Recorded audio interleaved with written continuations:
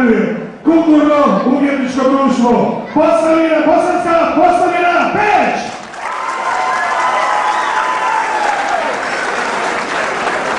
Ide ova mladost naša, evo ga, mikrofon je tu.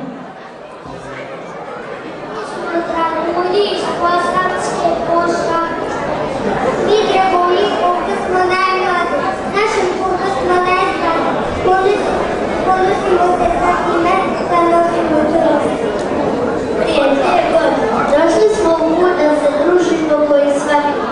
Započeli smo sa time da prezentiramo hudove. Držali smo transparent i to na svakom nas permanent. Za djevojčice, a i za dječake, uzela nam nošnju naše bile majke. Nošnje naše, sve iz Posavine, nosimo je od miline. Igrati i pjevati, to smo uvijek htjeli. Dragi Posavljani, to smo i uspjeli. Pjesme pjevati, recitirati, a i za gotovo i djecu. Kazat ćemo vama mi šta smo se naučili.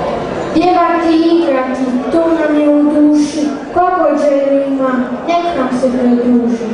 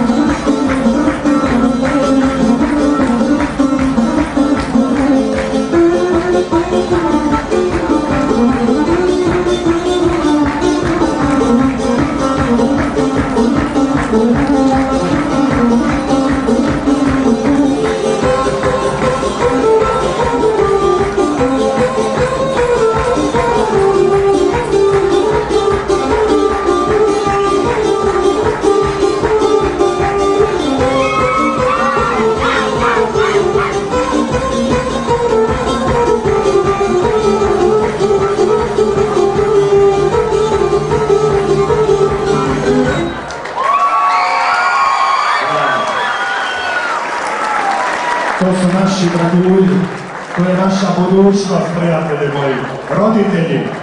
Ako imate svoje dijete, želite da igra ovako, adresa od Bosanskog doma vam piše, pošaljite djecu da uče ovu ljepotu. Idemo dalje!